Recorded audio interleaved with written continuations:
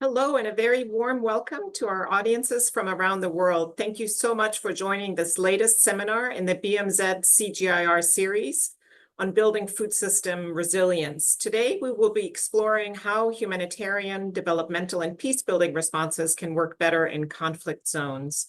We have a very full program today. Our distinguished speakers in the first panel will provide an overview of the 2024 Global Report on Food Crises and examine the anticipation of and responses to food system shocks, crisis, and the humanitarian development nexus.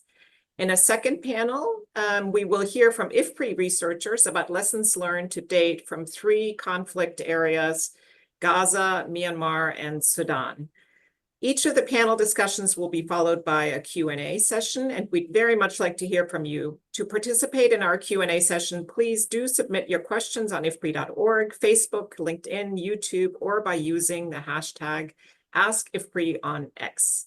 It's now my pleasure to open up to some opening reflections. We will start with Johan Swinnen, the Director General of IFPRI, and then he will turn over to Mr. Hendrik Denker, who serves as the Deputy Head of Division at the Food and Nutrition Security Division at the German Federal Ministry for Economic Cooperation and Development, also known as BMZ. Over to you, Jo. Thank you very much.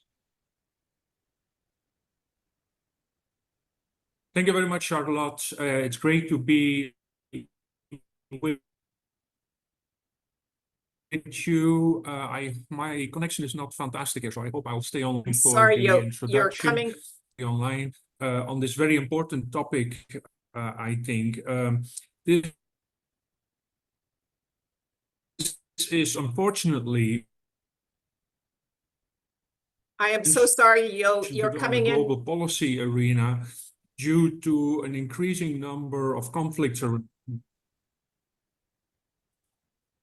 Sorry, Jo, I think we're having some Wi-Fi connectivity issues. If you don't mind, we will move first to Hendrik Denker.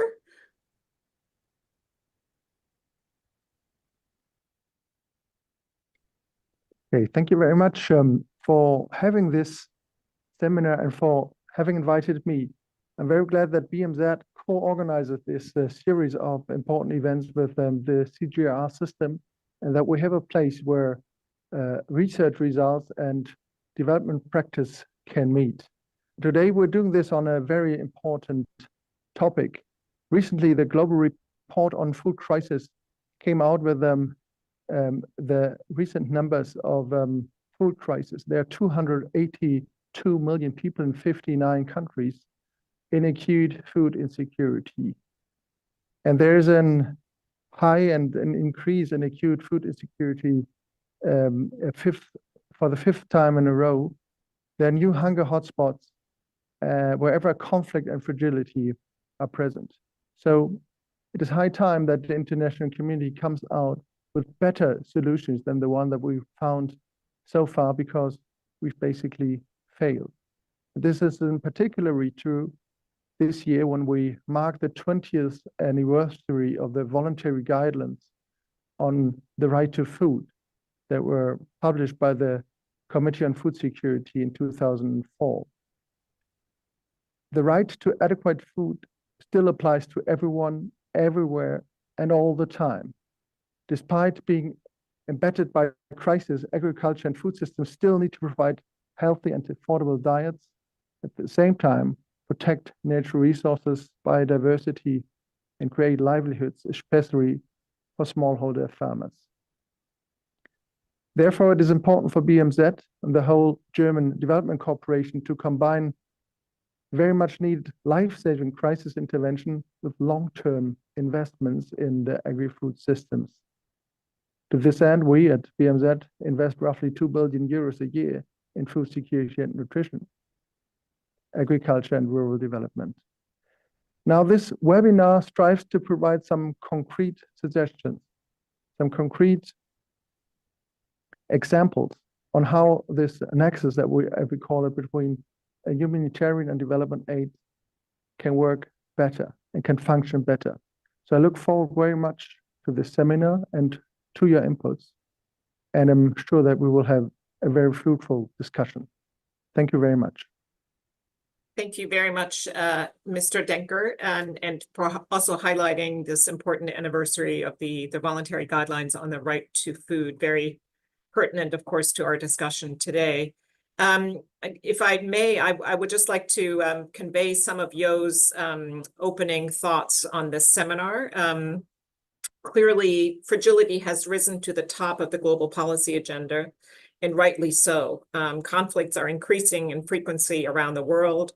Devastating wars in Gaza, Ukraine, Sudan, Yemen, Myanmar, and many, many more countries. About 2/3 of people facing protracted food crisis live in these types of fragile settings. We know it's not just conflicts that are driving food insecurity. There are economic shocks that are happening. Climate change is certainly triggering more frequent and extreme weather events, including recent droughts in the Horn of Africa and Eastern and Southern Africa. IFPRI has tackled the topic of fragility head-on. We have country programs in many fragile and crisis and conflict-affected settings, and you'll hear from some of our speakers on those countries later in the program. IFPRI also has other activities. We have put together a food security portal, which regularly updates a suite of tools that contribute to the food security early warning, early action systems of the FAO and the World Food Program, and in support of the Global Network Against Food Crises. We also are very much linked to activities across CGIAR, together with a few other centers, the Alliance and IMI. IFPRI co-leads a research initiative on fragility, conflict, and migration. That initiative is looking at how to prevent conflict and promote livelihoods recovery. We're also, the initiative is also engaged in some 25 studies supporting the World Food Program and UNHCR in aiding 110 million refugees, displaced people, and their hosts. The CG leadership is very interested in the topic of conflict and addressing, in particular, food security and livelihoods, improving livelihoods in conflict zones. And we expect that this work will continue to expand in the months and years ahead. Yo also very much wanted to express his gratitude for BMZ's support of this critical seminar series, highlighting that this series has explored the latest research and insights on food system resilience. And BMZ has further supported many other projects that speak directly to crisis. He wishes that the sum of this work will contribute to policies and interventions that can meet the needs of people living in fragile and devastating circumstances. Thank you, Yo, for those opening remarks. We'll move straight into our first panel now, which examines protracted food crises, how to break the vicious cycle of conflict, climate shocks, and economic crises. And it's my pleasure to introduce Sarah McHattie, who serves as the Global Coordinator of the Food Security Information Network. She brings vast experience in the humanitarian development sector and will speak to us today. She will provide an overview of the key findings of the 2024 Global Report on Food Crises. Thank you very much, Sarah. The floor is yours. Thank you, Charlotte, and it's definitely a pleasure to be here. I'm actually calling in from Côte d'Ivoire, where we've just launched the regional report on food security and nutrition. So it's a pleasure to be here, even from overseas. So hello to everybody online and to my fellow panelists. Today I'll be presenting to you the findings of the Global Report on Food Crisis 2024. But first, let me introduce you to the report. So the GRFC is an evidence-based public good produced by no fewer than 16 partners, including technical bodies, UN agencies, and also regional government organizations. It follows a rigorous methodology to identify where there are food crisis countries, who and how many people are affected, and why. It provides a consensus-based analysis on the situation of acute food insecurity at the global, the regional, and also at the country levels. And it serves as a common reference point for decision makers, policymakers, and advocates. Today, I will be presenting to you data and evidence on people who faced high levels of acute food insecurity in 2023. You'll also hear me referring to these people as those who need urgent food assistance throughout the presentation. We have to remember that as I present these numbers and these statistics, each of them presents a person, a family, and a community, and it is for them that we present this report. In 2023, we identified 73 food crisis countries. 59 of them had data that met GRFC partner consensus requirements. 14 of them were data gaps and aren't included in the analysis that I will present. You can see those countries on the map in front of you in darker gray. In 2023, we found that 281.6 million people faced high levels of acute food insecurity. This is the highest number ever reported in the GRFC and 24 million more than in 2022. The darker colors on the map in front of you show the countries with the highest numbers of people in urgent need of assistance. Sudan, but also Nigeria, Ethiopia, DRC, Afghanistan, and Yemen, each of which had more than 15 million people facing high levels of acute food insecurity. When we talk about food insecurity, it's also important to speak about the share of the population in a country that is affected. And in doing so, we can capture those countries that have smaller populations, but also face food crises. The darker colors on this map show the countries with the highest share.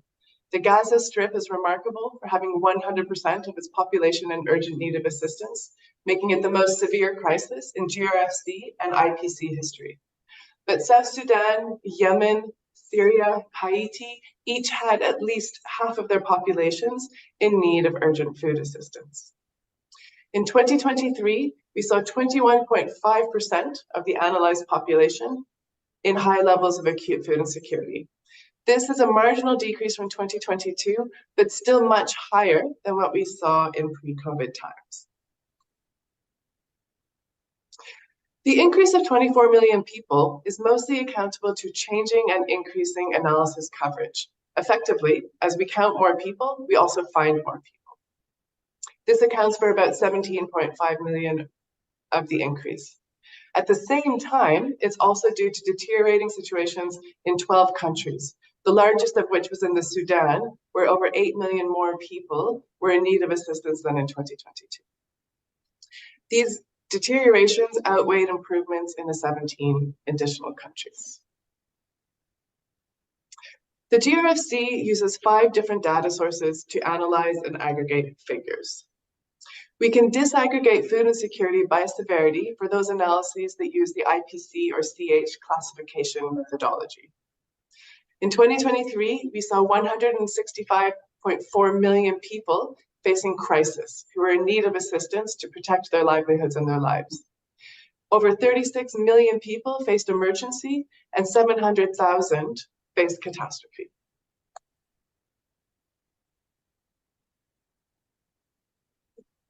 Catastrophe is the most extreme phase of food insecurity, where people lack food, they've exhausted all of their coping capacities, and they face destitution, starvation, acute malnutrition, and death. The figure that we see in 2023 is double that of 2022, driven primarily by the situation in the Gaza Strip, which accounts for almost 80% of the figure. Populations in this phase were also found in South Sudan, Burkina Faso, Somalia, and Mali.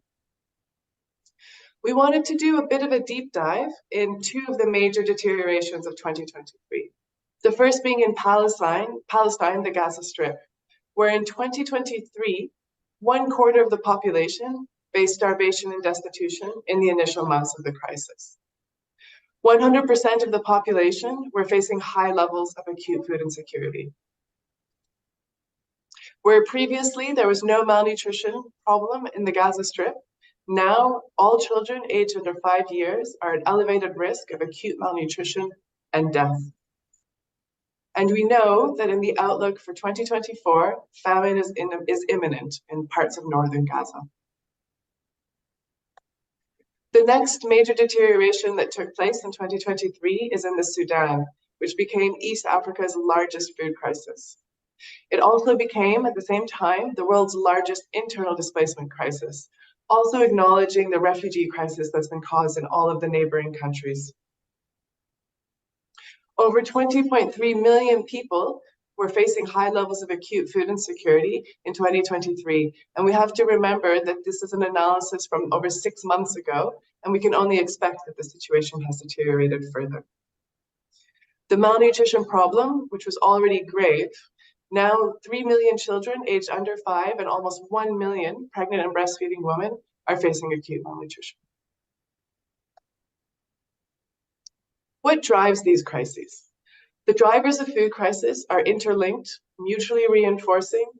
A country with conflict as its primary driver, for example, may also experience, but also be more vulnerable to economic and weather shocks.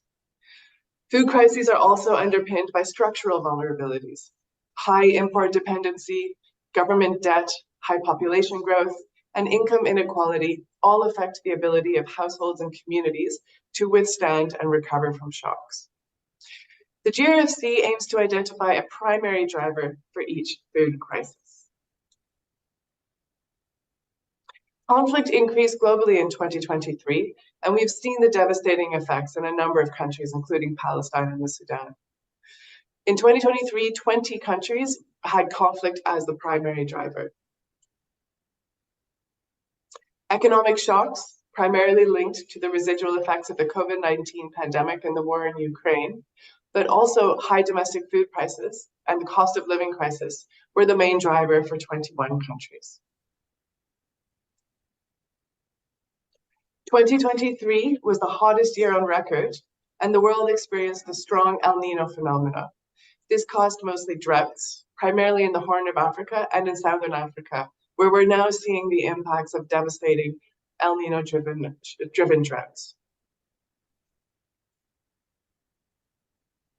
Because of its strong links with acute food insecurity, the GRFC also presents data on acute malnutrition in food crisis countries. Acute malnutrition among young children continued to worsen in 2023, with over 36 million of those under 5 affected. Around 10 million of them suffered from the most severe life-threatening form of malnutrition. Most of these children are found in Nigeria, Ethiopia, Afghanistan, DRC, and the Sudan. New, escalating, and protracted conflicts, extreme climatic events, and economic hardship resulted in another year of increasing numbers of displaced persons in food crisis countries. Over 90 million people were displaced in food crisis countries. Sudan, as I said earlier, became the largest internal displacement crisis. But in terms of proportion, we saw the highest proportion of IDPs in the Gaza Strip, where 75 to 85% of the population were displaced in 2023 alone. Where we have data on displaced populations, so disaggregated data for displaced people, we found that in some contexts, over 60% of them face high levels of acute food insecurity. As this is the 8th edition of the GRFC, we're able to present a picture of how food insecurity has evolved since 2016. We can draw 3 conclusions from this slide. Firstly, there's an increase in coverage, although, as I said earlier, it is by no means complete. At the same time, we see that there's an increase in numbers of people who are in need of food assistance, almost doubling since 2016 in 2023, and increasing dramatically in 2020 following conflict. Oh, sorry, not following conflict, following COVID. We've also seen an increase in the share. The share of the analyzed population facing food insecurity has almost doubled since 2016. And again, we see a dramatic jump in 2020. And the share of the population in need has hovered between 20 and 23% since 2020. Another key conclusion to draw from this trend analysis is that most people who face high levels of acute food insecurity are in only 19 protracted major food crises. In fact, they represent up to 80% of the total population identified as being in need in the GRFC.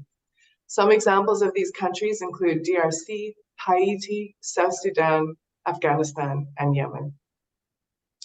And I wanted to show you a map from the recently released WFP FAO report on hunger hotspots, which flags 18 countries and territories where acute food insecurity is expected to worsen through June and October.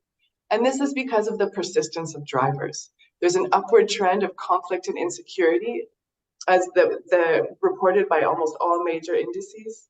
Weather extremes are continuing. We continue to hit trends of record-breaking temperatures in 2024, and we're expecting an El Nino event in July.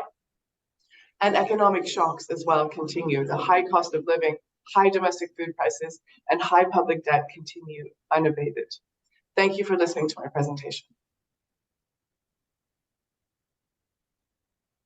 Thank you very much, Sarah, for a very sobering overview of the 8th edition of the GFRC. It's clear the numbers are going in the wrong direction. And I think what you've described is a perfect storm of conflict, climate shocks, and economic shocks all coming at the same time. And I'm sure we're going to get a lot of questions on the report's finding when we come to Q&A. I'm going to turn next to Sarah Simmons. Sarah serves as a program manager with the Partnerships and Quality team within the Agriculture and Food Global Practice at the World Bank. Thank you for joining us. Sarah, you're going to speak to us today about anticipating and dealing with food crisis risks and speaking about the role of the preventative lending windows at the World Bank. Thank you very much, Sarah. Over to you. Thank you very much, Charlotte. Good morning, good afternoon to everybody online, and special thanks to IFPRI and BMZ for organising this critically important seminar series. A great reversal in development and the fight against poverty is underway. 1 out of 3 International Development Association, IDA countries, the world's lowest income and most vulnerable, is poorer than it was before the COVID-19 pandemic. These countries account for 92% of the world's food insecure people. As the drivers of food and nutrition security continue to worsen, the poorest countries require urgent support and at scale.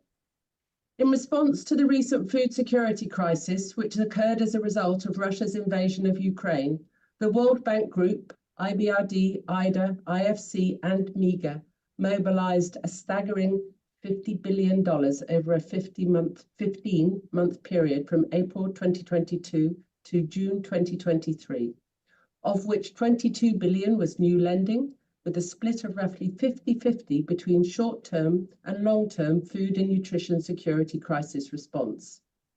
Staggering as this figure is, it is only a fraction of the investment needed in long-term resilience building and the transformation of our food system, as well as better and more impactful crisis prevention, preparedness, and response. It is ultimately about saving lives. The World Bank has developed a suite of different instruments to help address these economic shocks in fragile settings, and specifically to combat food crises and acute hunger, including the IDA Crisis Response Window Last Resort modality, the Contingent Emergency Response components, and the Catastrophe Deferred Drawdown options, to name but a few. I'm going to highlight some of these here today, but I'm also happy to follow up with anyone bilaterally if you would like additional information on any of the preventative grants and lending windows that we have at the World Bank. First, our Contingent Emergency Response components, otherwise known as CERCs, have served as an important contingency financing mechanism that helps recipient countries quickly access project funds for emergency response and early recovery after an eligible crisis has occurred or is about to occur. CERCs can be either fully funded or designed as a contingent window or a combination of the both. They allow for a quick reallocation of existing project funds during an emergency and can strengthen the country's emergency preparedness and response capacity through the design and preparation process. CERCs have served as an instrumental financing mechanism for emergency relief to governments during the COVID-19 pandemic, and they can also be deployed in the event that populations are classified as IPC Phase 5, in other words, famine, whether in actual or projected situations. Globally, the World Bank has pledged nearly $16 billion in IBRD commitments and $68 billion in IDA commitments for CERCs. A great example of the deployment of a CERC can be found in Burundi, which faced severe food security challenges due to climatic shocks. the World Bank activated a CERC under the IDA-supported Moranka Bandi project, otherwise known as the Cash for Jobs project. The activation of the CERC component allowed the project to rapidly reallocate existing project funds from ongoing operations to cover an emergency and immediate needs, in this case, bolstering food security and nutrition for the most vulnerable households. This provided cash transfers to over 50,000 families who were looking for essential agricultural supplies and foods.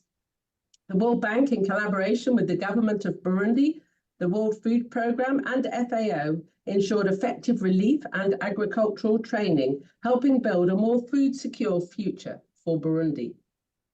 Secondly, to scale up early responses to slow onset crises such as food and nutrition security crises, since 2019, the IDA Crisis Response Window, Early Response Financing, and I have to apologise for the acronyms, CRWERF, has provided support to IDA eligible countries offering up to $50 million per country on IDA country terms. The CRWERF is an important source of financing for countries facing emerging food security crisis risks and contributes to the World Bank's broader roadmap for responding to global crises. Following its launch under IDA 19, 25 countries have to date received support from ERF amounting to over $1.5 billion. This support has been highly targeted to countries affected by fragility, conflict and violence, the FCV countries, and where acute food and nutrition security is the highest in the world. The ERF was a critical facility for responding to the 2022 global food and nutrition security crisis, and a special batch process was put in place to expedite eligibility to mobilize resources to over 20 of the 25 countries within 1 month. Thirdly, the Global Agriculture and Food Security Programme, launched in the wake of the 2007-2008 food price crisis. GRFC is hosted by the World Bank and was launched in 2010. It has since built up a long track record of supporting, through its network of implementing partners amongst the MDBs, UN agencies and civil society organisations, the joint programming, financing and implementation of resilience building investments for food and nutrition security, led by governments, producer organisations and agribusinesses in the poorest and most vulnerable countries in the world. Since its inception, GRFC has mobilised in excess of $2 billion in donor financing and has reached 16.6 million people in food insecure countries. At the World Bank, we recognise that we can no longer treat a crisis as a surprise. To this end, the bank has recently developed 2 additional new mechanisms to help countries invest in crisis preparedness, risk reduction and prevention before a crisis hits. The first mechanism is the development of preparedness plans for food and nutrition security crises. The preparedness plans establish protocol-driven and evidence-based decision-making processes to proactively identify when an extraordinary food and nutrition security crisis may be emerging and to trigger additional action and dedicated global and regional roundtables to trigger a potential response. All countries receiving support from the CRWERF are required to put in place preparedness plans, and the World Bank alongside support from food and nutrition security partners. The World Bank has been working closely with the 25 client countries currently receiving support from the ERF to develop their plans by the end of this calendar year. Preparedness plans are a critical bridge between immediate response and longer-term resilience building. They replace ad hoc responses with a better integrated and more proactive system, which includes enhancing early warning systems, such as the new high-frequency joint monitoring reports piloted in Yemen, which add value to and complement existing systems like the Integrated Food Security Phase Classification, IPC. Additionally, the status of preparedness plans are tracked through the Global Food and Nutrition Security Dashboard, which was developed under the Global Alliance for Food Security, funded by BMZ. and this provides a digital platform for the automated and timely exchange of food and nutrition security information between national, global, and regional stakeholders.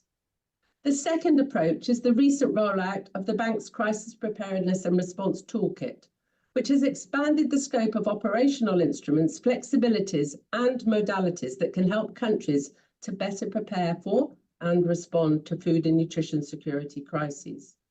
While the toolkit does not entail new sources of finance, it facilitates rapid access for countries to access cash in an emergency response, done through flexible resource allocations.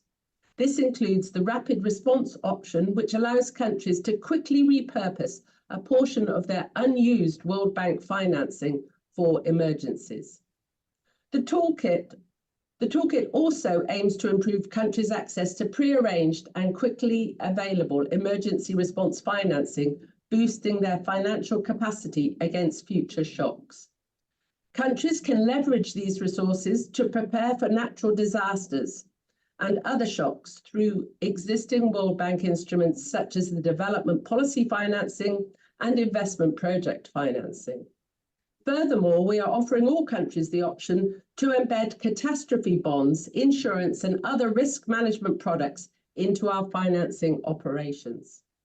As part of the toolkit, the World Bank has also expanded the climate resilient debt clauses, which were recently introduced to extend a lifeline to small islands and other small states struck by natural disasters, allowing governments to focus on disaster recovery instead of debt repayment when catastrophes strike.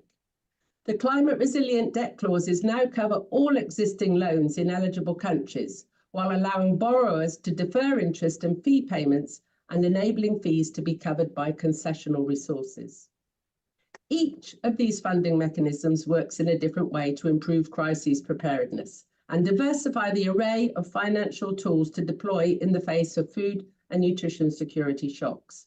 We see these tools as critical in supporting both short-term food and nutrition security, while preserving achievements towards longer-term sustainable development goals, thus ensuring the success of our mission at the bank. And finally, I'm pleased to announce that the World Bank's Global Challenge Programme on Food and Nutrition Security will be under implementation in just a few weeks. Global Challenge Programmes, otherwise known as GCPs, aim to help countries tackle key global challenges with greater scale, speed, and impact. The GCPs are joint World Bank Group offerings bringing together our public and private sector arms through a coordinated approach to more effectively crowd in public and private sector solutions and financing. The GCPs will be delivered through our country-based development model, leveraging partnerships with other development actors and using the full suite of World Bank Group financing instruments and knowledge to support innovation and learning. We believe the Global Challenge Programme on Food and Nutrition Security will be a cornerstone for scaling up investment in food and agricultural systems transformation, and jointly with all of our partners represented here today. Thank you. Thank you very much, Sarah, for that very comprehensive overview of the World Bank Group's efforts to address the many crises that are no longer coming as a surprise, as you said in your remarks. And you've really nicely set the scene for our next speaker, who's going to be addressing the humanitarian development peacebuilding nexus. What are the challenges and opportunities in terms of making that work? And we couldn't have a better speaker lined up. Mia Bears is with us today. She serves as the Deputy Assistant Administrator in the Bureau for Resilience, Environment, and Food Security at USAID. She also serves as USAID's Resilience Coordinator, and prior to joining the Bureau at USAID, she also helped build the USAID Bureau for Humanitarian Assistance. So it's a great pleasure to have you with us, Mia, and we look forward to your remarks. Great. Thank you so much, Charlotte, and good afternoon and good morning to all. My thanks to IFPRI for organizing this important conversation. And as I think already noted this morning, the 2024 Global Report on Food Crises really does present a sobering picture. The report helps to enable a better understanding of the drivers of food crises, but how we can also best respond and hopefully ultimately work to prevent them. So as we heard this morning as well, year after year, we are really seeing the numbers of people facing acute food insecurity around the world increase. And this is happening, we know, because of a variety of shocks, conflict, climate change, economic, and so much more. And it's really happening at a time when global available humanitarian resources are decreasing. And we know that emergency food assistance alone is not enough, and we really do need new creative solutions. So this is a bit where the HDP, or Humanitarian Development Peace Nexus, comes in, looking at how we can collectively better integrate humanitarian development and peace activities that really both address immediate needs and ensure prevention action to build resilience to a wide variety of risks. And I think some of the key question that I think many of us are grappling with is, how can we do this better? We need to anticipate and prepare for crises before they happen and address needs across all sectors. We need to leverage knowledge and action of local partners, I think, is really important. Partnerships with local actors are really vital, as we know, to providing accountable, effective, and efficient humanitarian assistance. We really recognize that local actors have the knowledge, the relationships, and environmental contextual awareness, and often have the ability to respond to humanitarian crises quickly, reaching affected populations, particularly in those difficult to access areas where conflict might be quite present. And the other thing is, we really recognize the need to mobilize resources from a broader pool. So something USAID and our partners are really working on all fronts to engage private sector actors in a number of different sectors to help achieve this. So I'd like to share with you a few ways that we're looking at things and how we're trying to approach this from the USAID side. First, if we think about climate and food crises, we are looking at managing the risks of climate change across everything we do. I think we realize that we can't resolve the climate crisis without integrating both climate adaptation and mitigation into a lot of our sectoral work. For example, agriculture and food systems alone are responsible today for roughly 30% of all the greenhouse gas emissions, yet are also highly vulnerable to climate shocks. At the same time, we, of course, cannot solve challenges like global hunger and malnutrition without catalyzing the work we do in climate adaptation. One of the things we've done, Charlotte had introduced me in this new bureau, but we've done some organizational reorganization within USAID. So our Bureau of Resilience, Environment, Food Security really seeks to do better at integration and bringing together our climate and biodiversity centers with ag, nutrition, water, resilience, and many other work that we're doing. The other thing is, USAID, through the U.S. Global Hunger Initiative Feed the Future, has developed a number of innovative solutions to build resilience and to measure our impact so we can learn and adapt as we go. And some of the things that we've been looking at, particularly over the last couple of months, but in some of the 40 countries where the initiative works, we're really thinking about how to help communities mitigate the risk of intensifying climate conflict, health shocks, and economic upheaval. And I just want to give you a couple of examples, because some of the layered intervention work. So for example, in Uganda, we've looked at how we can layer a number of interventions to help extremely poor refugees and urban households become both self-reliant and resilient against food insecurity and fragile livelihoods. And these interventions include supporting savings groups, providing short-term cash assistance, even business coaching and training. And we, as an agency, worked with over 86,000 refugees over a 7-year period. So about 77% successfully completed the program and graduated from humanitarian assistance. So that's one example. But just to say, I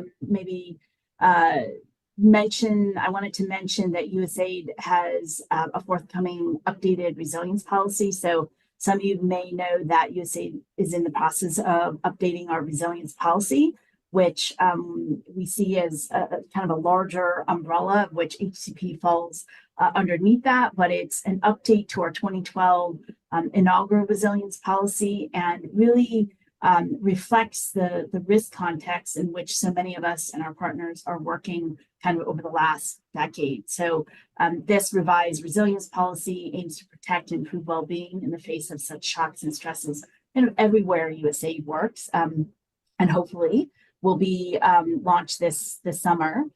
But also we're working with our partners to understand what has and hasn't worked, because we often need to have those conversations about what is not working in prior HCP nexus efforts. So this includes building new partnerships with the private sector. As I mentioned, we're pursuing quite a number in different sectors and other stakeholders, including the multilateral development banks, and also looking at non-traditional actors to best advance some of the HCP approaches to protracted crises. I think some of the lessons learned we had, if we think about, learning from the past as we go forward in the future, is that, when we, in the early years following our 2012, launch of both the policy and programming guidance, our work mainly focused on building resilience to drought among smallholder farmers and pastoralists in the Sahel and the Horn of Africa. And I think we acknowledge that the risk context has changed, has since changed globally. So in response, strengthening resilience as an approach to development has expanded in scope and is being applied in new sectors. I mean, I think a number of years ago, we really hadn't been talking as robustly about resilience. But while kind of maintaining a focus on areas of recurrent crises, the agency's increased efforts to reduce chronic vulnerability and integrate all of our multi-sectoral resilience strengthening approaches across USAID programming. And so really looking at new applications in health, education, governance, and a range of other sectors, and looking how USAID can fund a more diverse set of activities that seek, both on the humanitarian development side, the strength and resilience for individuals, households, communities, and systems. And so another example was in Kenya, really a lot of effort to working with a wide range of actors on helping shape the Kenyan government's ending drought emergencies framework. So about 661 million in USAID support and other donors also since 2012 has really helped to drive an 8.1 billion 10-year government investment commitment into ending drought emergencies in Kenya's arid northern counties. And so this is really increased in long-term investment. This increase in long-term investment, I should say, by the Kenyan government also brought gains in effectiveness. So one of the things we were talking with the government about is the time to major response time to major drought emergencies declining from 180 days, if we think about 2012, to 21 days in the most recent experience in 2021.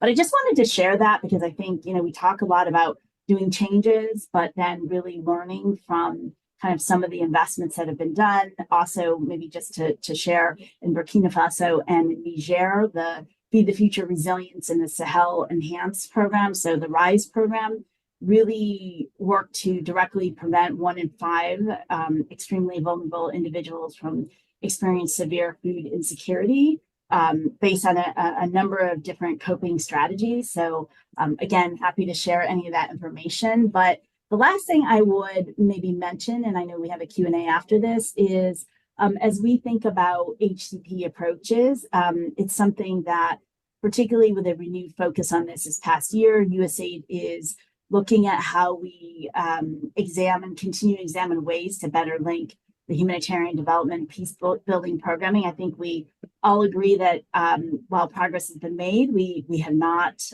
across the international sector, fully resolved the coherence challenge. And so in a lot of internal things that we're looking at with USAID's policy office and a number of relevant bureaus are looking at how we can address some of the key institutional barriers that really have the most impact on some of these issues, whether it's key reforms and catalytic actions that we can take to help improve strategic collaboration across USAID's program cycle. And partners will be happy to hear expand award and program flexibility. So Externally, we're also engaging with many others in the interagency, with other donors, and kind of the broader global policy environment with conversations to hopefully inspire broader systemic change and collaboration among all of us as we think about investment to prioritize prevention in crisis context. So thank you.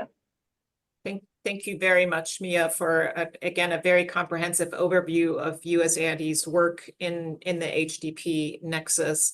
I'd like to come back to you in a second on, you mentioned that the humanitarian aid flows are decreasing, and I understand that that comes after a quite significant increase in the past year. So maybe you could give us a little bit an overview of the past few years and the challenges you see this year and moving into the future. But first, let me turn to Sarah McHattie with a question that we've gotten from Jakis Rabinandrasana, who asks whether you could go into a bit more detail how the GRFC works with existing coordination mechanisms at both the country and the global level.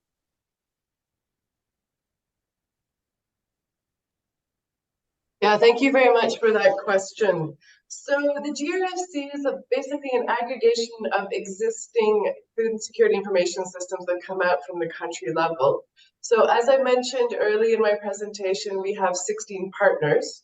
And these 16 partners consist of coordinating bodies. So we have IGAD and SADC and SILS, for example, the regional government organizations focusing on food insecurity at the intergovernmental level. And we also have Food Security Cluster, the Global Nutrition Cluster. So basically what we've tried to do is to bring all of the major actors who have data or analysis or evidence to bring to the discussion around acute food insecurity, also including, for example, displacement and nutrition, which are both outcomes and drivers of food insecurity.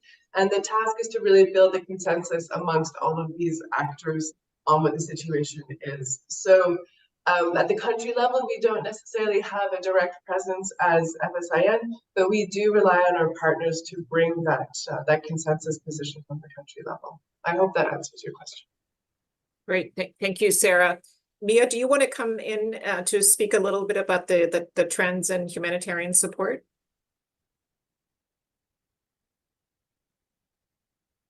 Well, sure, but I would just maybe leave that a little bit more broadly. And I'm just looking for a couple of the statistics we recently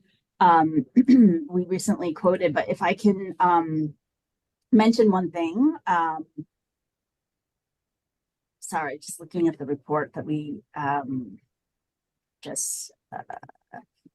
so I wanted to mention a couple of things. Thanks for the question. I mean, we have had in the past, generous funding, the U.S. government on humanitarian crises. So when I talk about sort of trends, and we'll put in the statistics, and if we don't have the exact ones off the top of my head, happy to follow up and send those. But just, a couple of things I want to flag. I mean, I think number one, the growing, I don't think it's any surprise, the budget outlook. I mean, I think that's fairly public knowledge as we go into 24 potentially.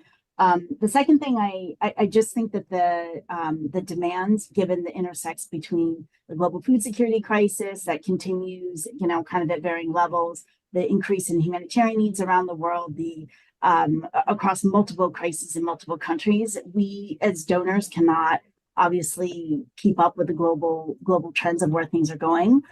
So I think with that, we need to think differently and think better and think smarter about how we respond. I do want to say one thing, though.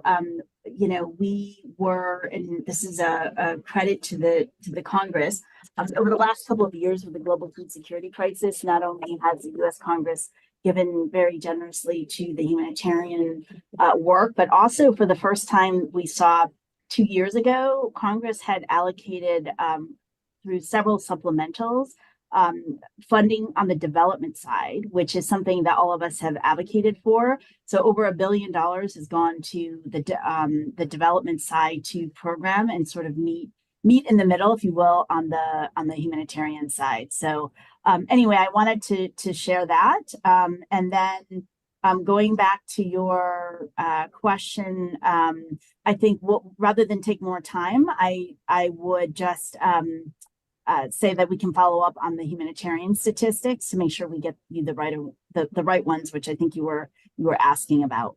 Thanks. Yeah, thank you very much. And we can always come back to you in the second Q&A as well if you'd like on that point.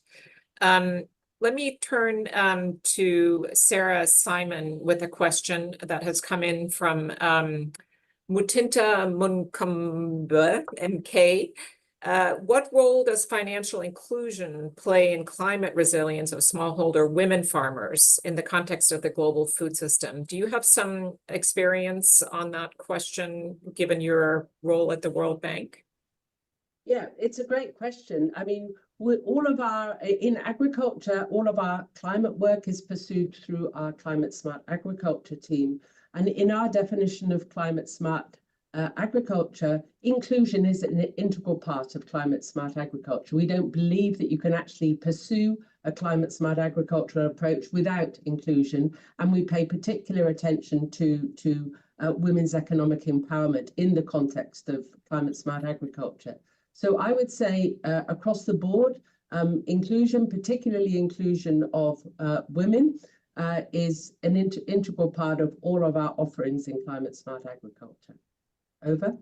Great, thank you, Sarah. And let me end this Q&A with two questions directed to the other Sarah. And they both pertain to questions about regions that haven't been mentioned yet or will not be, we don't have a separate country presentation. The first questioner is wondering why we haven't talked more about Ethiopia's regions of Tigray, Amhara, and Afar, which have undergone terrible conflict, large internal displacement, a drought, and now also facing a famine situation. And then Abdul Main is asking about, are there particular areas of concern in South Asia? Over to you, Sarah. Thank you. I'll just unmute myself. I was just digging up the data here. So going to South Asia first, and indeed, we do have coverage of each of the regions around the world.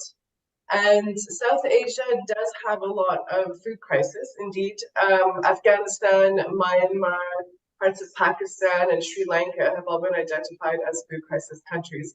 We tend to find it very concentrated, however. So if you think back to the map that I presented at the very beginning, there are only a number of countries. We identified 5 food crisis countries this year. What's interesting about South Asia, though, that it does actually have a very high proportion of the analyzed population that are food insecure. So 30% of the analyzed population are food insecure, which is higher than the 21.5 global figure that we found. And there's also a very high number of forcibly displaced people, almost or over 11 million people in 4 of these countries. And malnutrition is obviously a major challenge, particularly in Afghanistan. So that's a bit of an overview of the countries the food crisis countries that we had in South Asia. Just to also flag, actually, we did identify more food crisis countries, but they don't necessarily have data. Some of the classic examples would be North Korea, where there's very little analysis that comes out of it, but then other ones such as Kyrgyzstan, Tajikistan, Laos, or parts of Pakistan simply don't have recent data or data that meets the technical requirements. In terms of Ethiopia, indeed, Ethiopia is still a major food crisis. In fact, previous to the crisis to Sudan surpassing it this year, it was the major food crisis in East Africa. But we have to remember that we have very strict data inclusion requirements, and we don't necessarily have data that comes out of all of these various regions. Ethiopia is very particular because there's different analyses at different levels of the country. It's big and it's a complex country. So we haven't reported specifically in this presentation on Tigray, but if you do go to the global report, you'll see in the Ethiopia country section a bit of an analysis of what is going on throughout the country. But to highlight that in countries where there is insecurity, it's always more difficult to get that information and to get a really precise vision of what's actually happening. I hope that answers. Thank you. Thank you very much, Sarah. Very, very clear answers on both questions. So this brings us to the end of our first Q&A session. There will be another one, so please do keep your questions coming. You can submit them on IFPRI.org, Facebook, LinkedIn, YouTube, or by using the hashtag AskIFPRI on X. We'll move into our second panel now, which looks at some of the lessons learned from 3 hotspots of hunger, famine, and fragility, in particular Gaza, Myanmar, and Sudan. And we're going to kick off with Rob Voss, who serves as the director of IFPRI's Markets, Trade, and Institutions Unit. And he will speak to us today about famine in Gaza, questions for food crisis risk monitoring, and preventive action in fragile and conflict-ridden contexts. Over to you, Rob. Thank you, Charlotte. A few slides to show. Sarah McCarthy already referred to the very dire situation in Gaza. What I'd like to emphasize in my remarks first is how quickly the situation has been deteriorating since the start of the Israel-Hamas war. And it's moving in relative terms, when we measure it against the total population, into possibly the worst food crisis in recent history. In early March 2024, so that's not the 2023 numbers that Sarah referred to, almost 700,000 people, or 1/4 of the population of Gaza, were estimated to face famine-like or catastrophic conditions. And that's significantly up from the numbers in 2023. Also, in February, there's an assessment made of acute malnourishment among small children. That acute malnourishment, the rate went up from 1 in every 6 to 1 in every 3 children in a matter of just 3 weeks. The provision of food assistance has been hampered continuously and is well below minimum needs, even though more trucks with humanitarian aid could enter during April. More recent developments, including the attacks on the southern town of Rafah in the Gaza Strip, have worsened conditions again. And over the past 3 weeks, hardly any food aid has arrived at all for the people in need, including about 800,000 already displaced people that were forced to leave Rafah following the attacks on that city. So while assessing the situation extremely difficult, the integrated phase classification system for acute food insecurity maintains a projection that was made in last March that from the current 700,000 people facing famine-like conditions, that could reach or may have already reached 1 million people or more, and facing thus a human catastrophe. So before I get to some of the lessons that we can learn from these rapidly changing contexts, in this slide you see that it's the dire situation, more broadly speaking, that makes it very difficult to see what would be the next steps into providing relief to the population, but also to come to a lasting solution. So very clearly, without immediate ceasefire and further destruction to infrastructure and livelihoods, it's very hard to see any lasting and structural improvements in the conditions of the population. At present, not just 100% of the population is in crisis levels of acute food insecurity, as Sarah pointed out, but also that's the entire population is reliant on aid. And even before the outbreak of this war, already almost 70% of the population was reliant on food assistance of some sort. More than 80% of the population is estimated to be forcibly displaced. Most workers have lost their jobs. Most households have lost their livelihoods. Between 80% and 96% of agricultural land, including orchards, greenhouses, farmlands in northern Gaza has been destroyed. Even with the little humanitarian aid that has been allowed to enter, people still lack food and fuel to cook. Meanwhile, access to safe water continues to diminish, while the healthcare system has collapsed due to the widespread destruction of hospitals, significantly increasing the spread of communicable diseases. So in this situation, with the numbers I gave, one would like to have seen maybe an official declaration of famine, but that's not been done as yet, in part because it's so difficult to make up-to-date and accurate assessments that follow the requirements for a famine declaration in terms of the magnitudes I mentioned. Also, we've seen recent new mass displacements that increases the difficulties of making that call. And also the entrance of food assistance has been very volatile. It improved, as I mentioned, during parts of April, but it's come to a virtual halt again in much of the months of May. So that makes it very difficult to make these assessments, even so difficult that it could also be for the assessors things at risk. It's also a reason that we had also scheduled an intervention today on the situation in Yemen, but for security reasons, we've stepped aside and shied away from doing so in this seminar.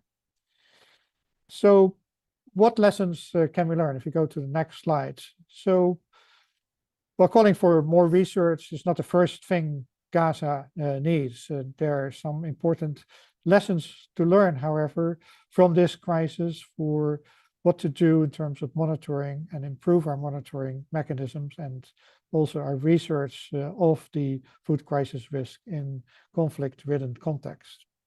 And particularly also in contexts like these with high numbers of displaced people. We've pointed out in an article I wrote or a commentary wrote in the May issue of Nature Food together with Johan Swinnen and Ismahan Elouafi, where we draw 7 of those lessons. I'll just refer to 3 of these in this short presentation.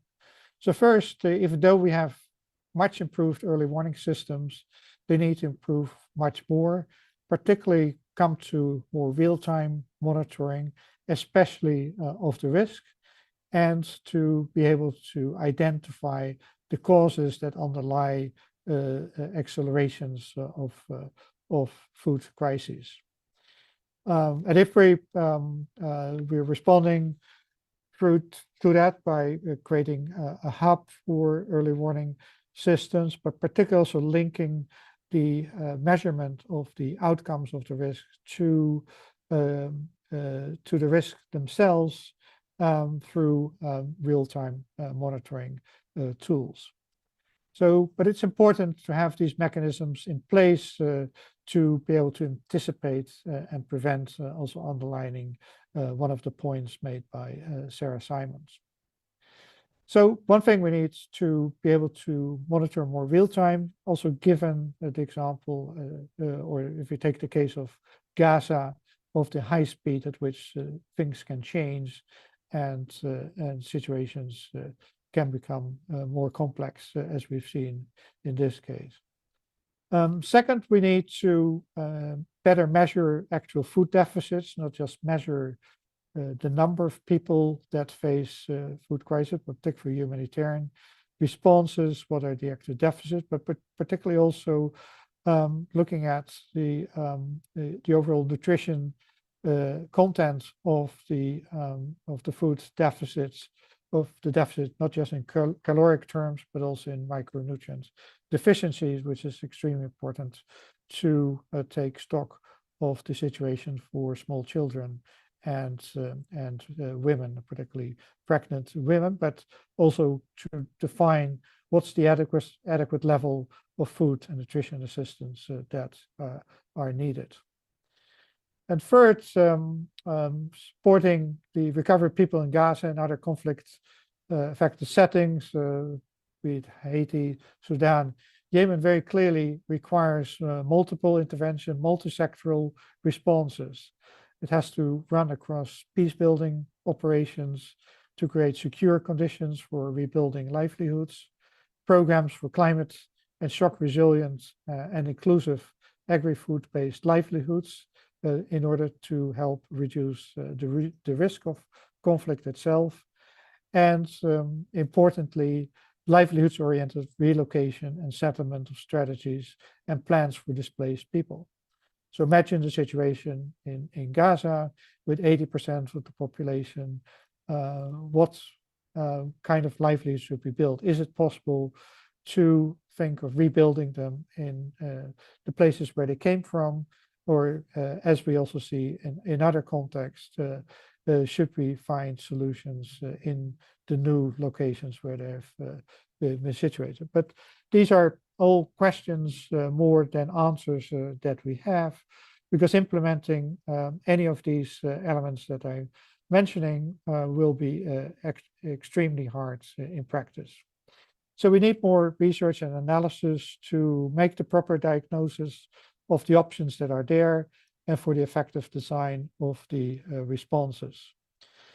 For now, questions only remain to get people in, how to get people out of their agony and their despair, and how to put them on a pathway to peacefully rebuild their livelihoods. Thank you very much. Yeah, thank you very much, Rob, for that, again, very sobering presentation on the situation in Gaza. We're now turning to Myanmar and going to look at how IFPRI's research has helped to understand the current food crisis there, as well as gaining some insights on post-conflict reconstruction. And it's my pleasure to introduce Derek Heddy, who's a senior research fellow at IFPRI and has been very actively involved in the Myanmar situation. Over to you, Derek. Thank you very much, Charlotte. Yes, and good evening, good morning, everyone. So I'm going to talk about monitoring Myanmar's food crisis through a phone-based food and nutrition surveillance system. I'm calling it a system because it's really some interlinked surveys that have kind of emerged a little bit organically as a system to understand what's going on in Myanmar in a very complex food crisis. Next slide, please. So Myanmar has these multiple crises.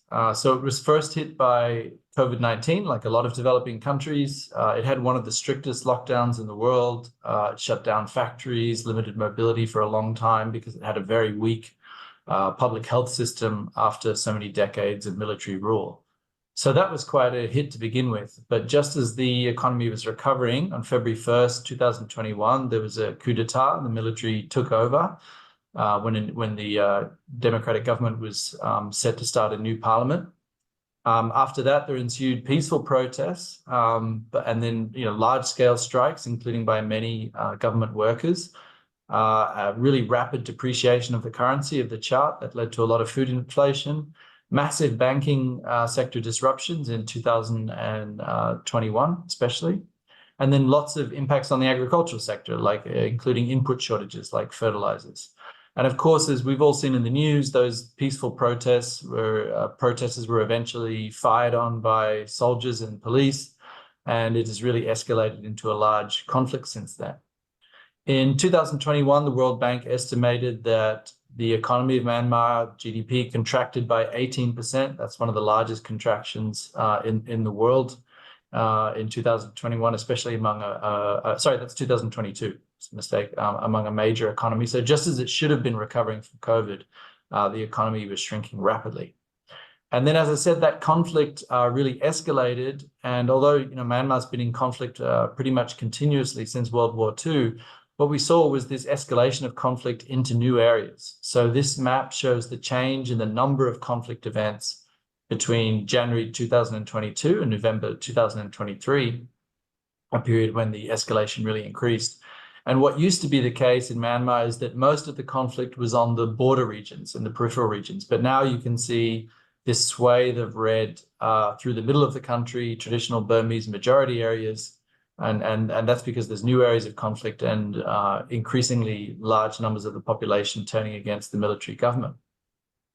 But trying to figure out what's going on in this kind of very complex crisis is extremely difficult. And we've seen that in other countries, and we've referred a little bit to some of the data problems in previous talks. We've seen multiple shocks to the agricultural sector in Myanmar, but what's really been the impact? Multiple shocks to household, but what types of shocks? There's lots of things going on. Rapid food inflation, but how much? So the government, including the main statistical agency, has basically collapsed. So their food inflation data is unreliable. So how do we figure out what's really going on in terms of prices? We've obviously seen increasing food insecurity and poverty, but again, how much? We've seen rising internally displaced people. So new estimates say almost 3 million IDPs in and around Myanmar.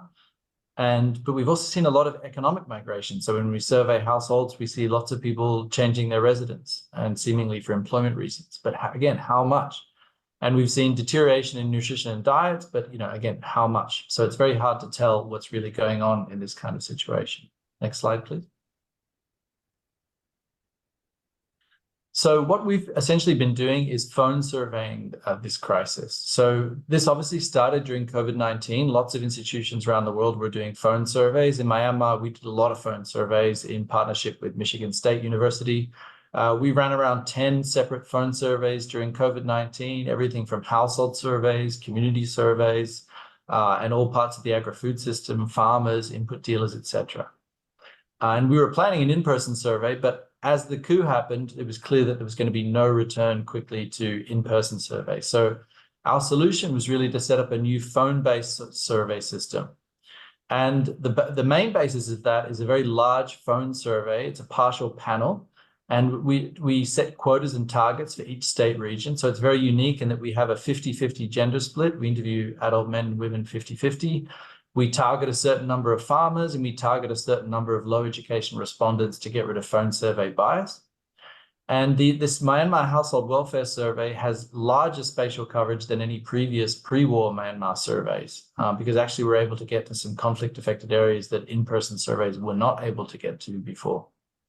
And we would say that among conflict-affected LMICs, this MHWS is really the largest household panel in the world at the moment, because we survey about 12,000 households in every round, and we do multiple rounds every year. But what I want to emphasize here is that this household welfare survey is really, we think of it as an infrastructure for additional subsample surveys. So twice a year with the agricultural season, we perform a subsample survey of farmers. We call this the Myanmar Agricultural Performance Survey. We survey food vendors, right? So households that say they own any kind of food retail store, we survey them, and we collect data on prices that way. And because we observe so much migration about halfway through our six rounds of surveys, we did a special survey of households that have migrants or households that receive remittances, and that's called the Myanmar Migration Assessment. Next slide, please. So I'll just go through this quickly. This graph on the right, this map on the right, shows the number of respondents we reach by district and by township level. And you'll see that it's got very good spatial coverage. There's very few townships in Myanmar that aren't reached. And so in terms of what we've been able to achieve so far, we have this combination of this Myanmar Household Welfare Survey several times a year. That's the large 12,000 plus household survey, the Myanmar Agricultural Performance Survey, and the Food Vendor Survey.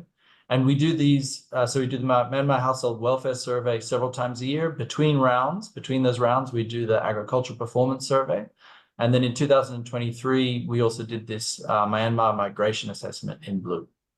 And so overall, we've done about over 100,000 interviews in 2022 and 2023.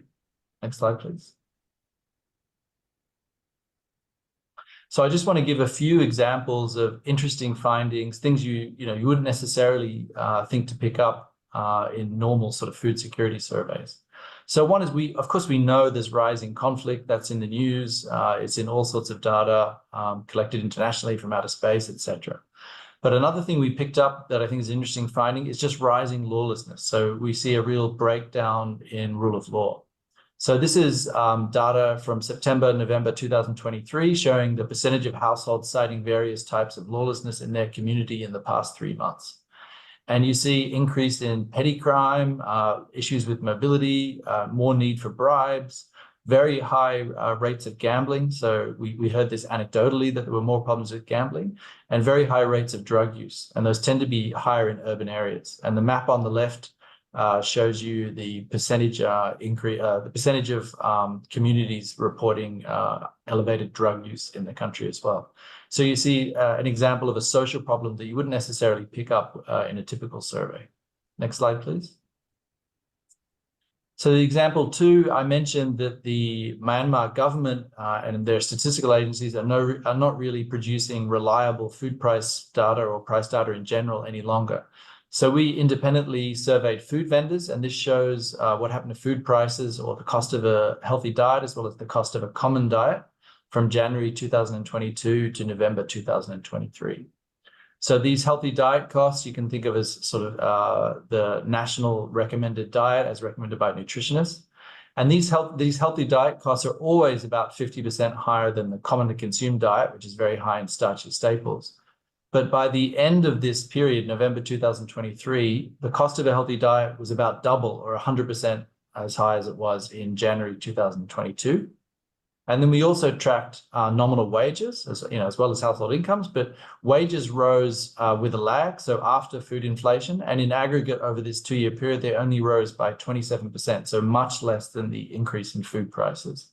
So as a result, the real value of wages declined by as much as 50% for some occupations. So a huge decline in sort of nutrition-sensitive purchasing power. Next slide, please. So no surprise, because of that decline in income, we see deteriorating diet quality. So as I said, we surveyed men and women 50-50 in the survey, and we asked the maternal dietary diversity questionnaire. So and this indicator here is adequate dietary diversity, which is the percentage of people, actually inadequate dietary diversity, which is the percentage of people who were unable to consume at least 5 out of 10 food groups. And we tracked this over various rounds for men and women. And what we saw is that at the start, on the bottom left here, in December 2021 to February 2022, the first round, around 20% of men and women had poor quality diets.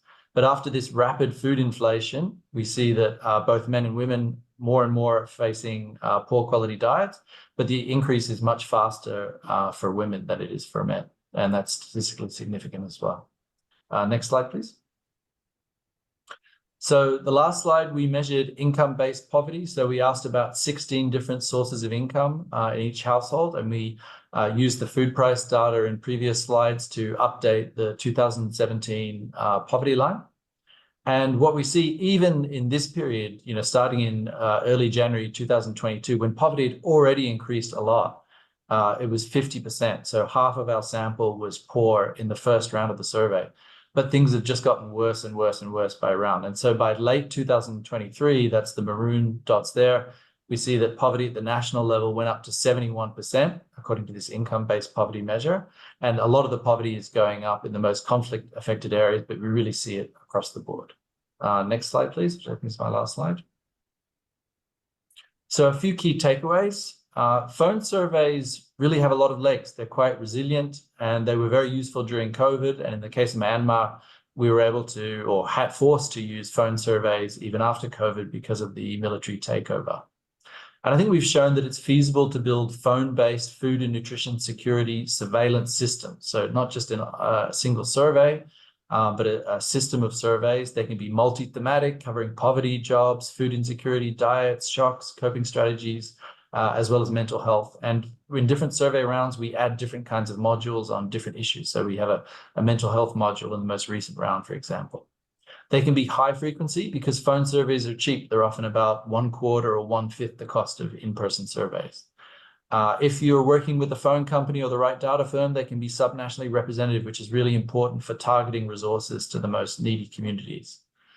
We've shown that they can be relatively unbiased. We can reduce the bias by setting the survey firm certain targets and also using survey weights. And most importantly, I think, and this is something we didn't really necessarily foresee at the beginning, they can be flexible and nimble. We can do special subsample surveys of farmers, of food vendors, of migrants, mothers of young children who are nutritionally important, SMEs, etc. But another thing I want to mention is that consistent funding is key. We've been able to do this through strong support from USAID and LIFT, a donor consortium in the country.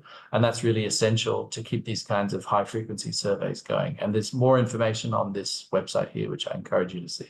Thank you. Over to you, Shah. Great. Thank you very much, Derek. We've talked a lot so far about the scarcity of good data in situations of countries facing crises. And this is a great example of how researchers are finding ways to still get some data that is so important for informing crisis response.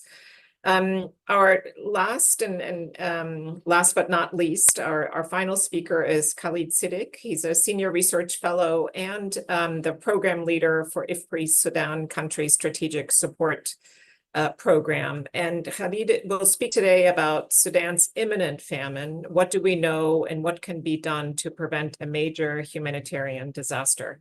Thank you for joining us, Khalid. Over to you.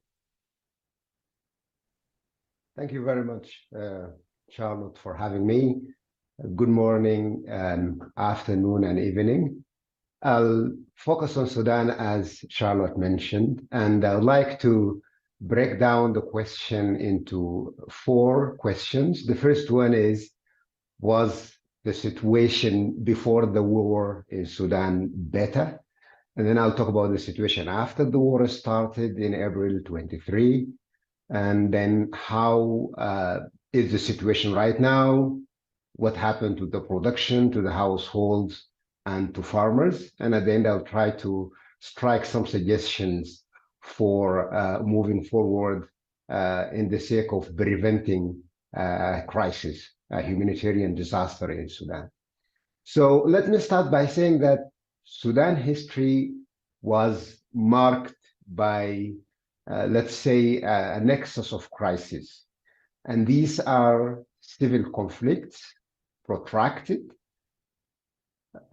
climate shocks, and economic instability. One can also link it to political instability.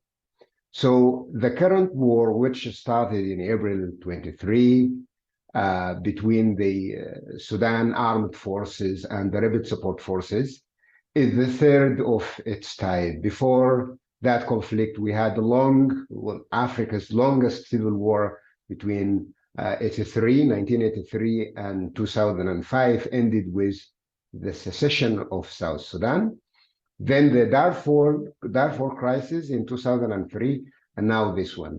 The denominator possibly between all of them is competition over economic and natural resources, and control over significant economic and economic institutions and infrastructure.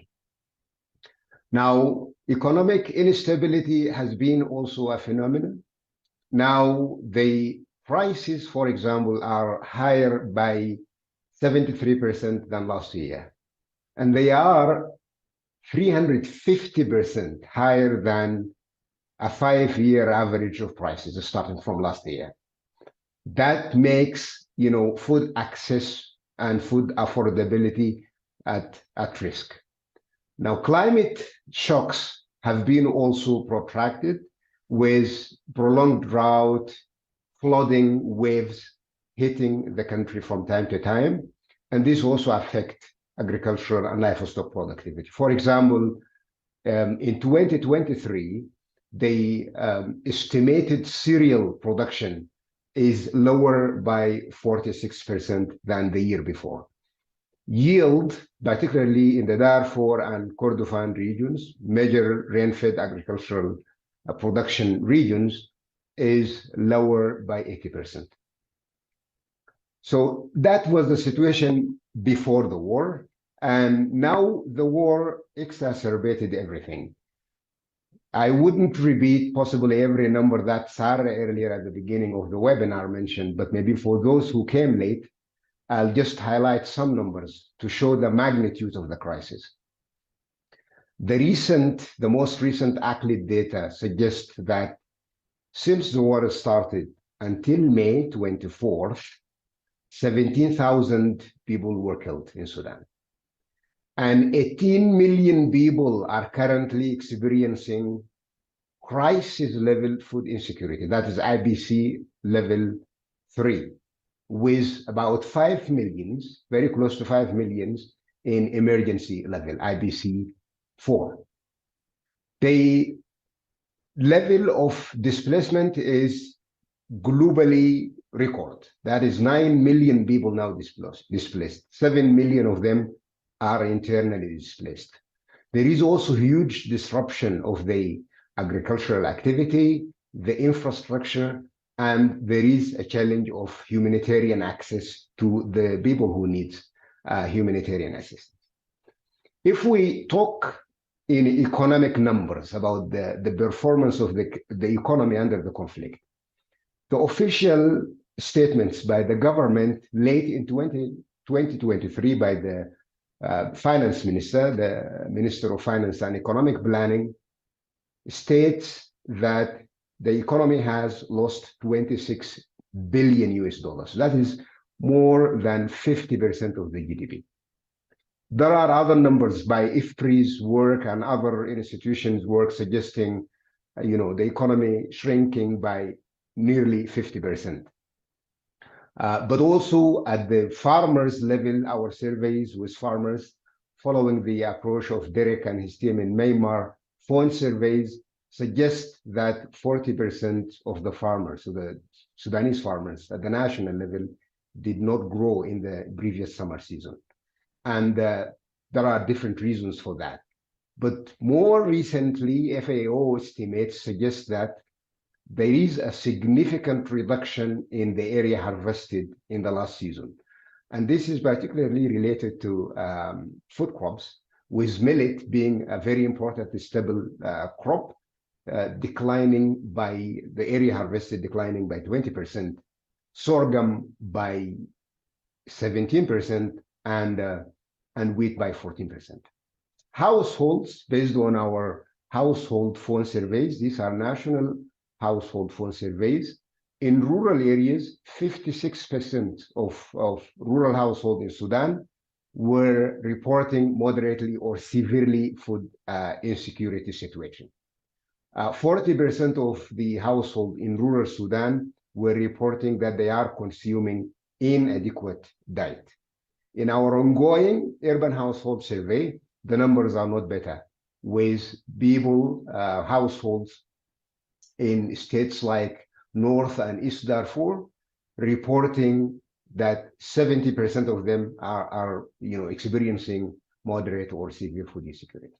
Now, given this, the past before the war and what has been happening, we should not expect good news coming, right? Some report, for example, by the Klingedale magazine, an institute in the Netherlands, reporting or expecting that by now in June and July, there would be 7 million people in Sudan facing catastrophic hunger levels. That is IBC 5. The disruptions at the production infrastructure are also severe, leading to issues of accessibility for not only production activities, but also for humanitarian interventions. The economy is also expected to shrink again in 2028. Numbers are in the range of 28% at the economic level. We're talking about reduction in the household incomes by nearly 50% in 23 and 24. 5 million jobs are lost in the 2 years combined so far. Now, what can we do still given this crisis? I would structure 3 recommendations. The first one is about humanitarian aid. The second one is about developmental support. And the last one is about peace building. Under the first one, what is needed is an immediate coordination between the international aid agencies that should be combined by, assurance of safe corridors that these assistance are reaching the needy people in the country, particularly in the conflict-affected zones. Now, what is critical is the developmental aspect, and here creativity is required. We would like to see solutions that are, targeted towards building resilience, and particularly in relation to agriculture, because with the difficulties of access through different routes. Production can be a solution. And we need to broaden, but also deepen our social protection programs, whether they are by the government or whatever institutions we have locally, or the international development community. We need to make sure that social protection programs are creative and not only targeting emergency needs, that is important, but they should also aim at providing inputs to farmers who could produce and generate income and stimulate demand.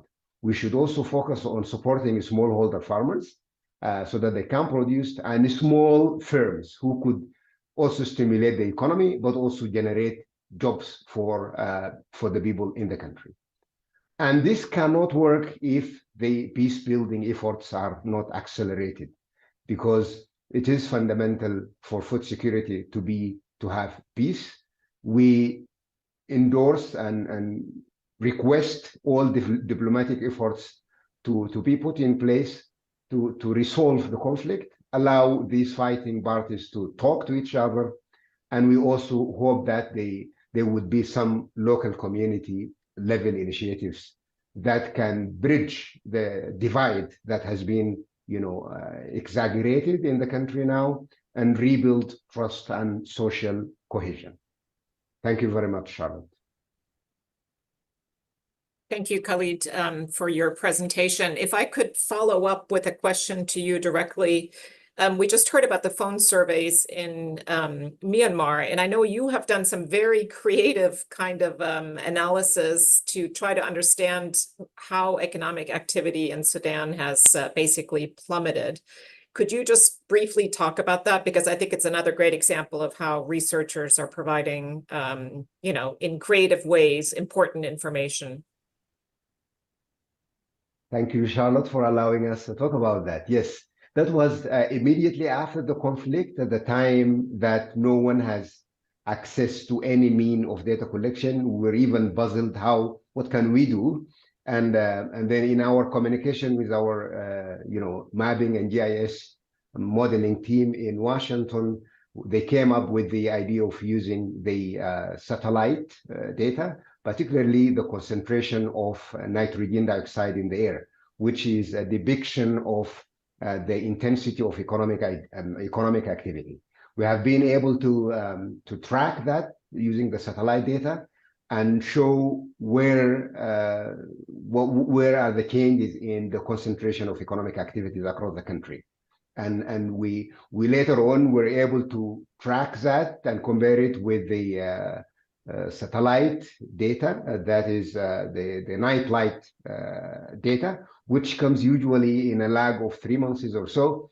The result has been very interesting, as the immediate kind of very near to real-time data of the nitrogen dioxide were consistent with the nightlight data. Excellent. Thank you very much, Khalid.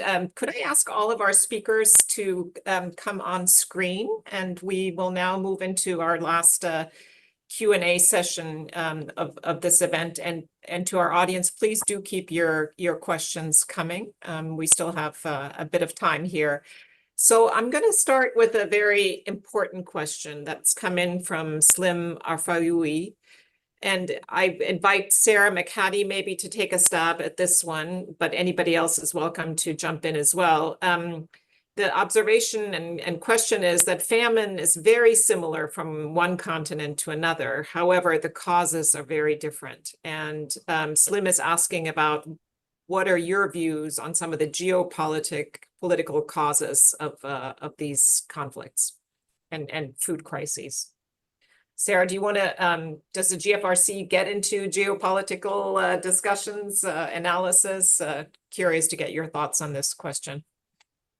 Yeah, the GRFC really focuses on generating data and evidence alone, and we leave that analysis to others. But I just wanted to highlight an observation about famine, which we have to remember, firstly, is an incredibly rare phenomena. And it's a word that we tend to use very casually in the common vernacular, in the media, and the books that we read. But it is very rare, and it is And actually, perhaps I challenge the speakers in the audience to come up with an example where it is not man-made or a man-made phenomena. Famine and extreme food insecurity is almost always linked to conflict, almost always linked to disrupted markets, and almost rarely is it linked to something like a weather event. So if you have freedom of movement, freedom of markets, and some peace and stability, people do have capacities to cope. But famine is really an example where it is caused by us. And thus, I also wanted to say that the solution is therefore also provided by us as humans. I hope that answers your question. Yeah, thanks very much, Sarah. Would anybody else like to come in on geopolitics?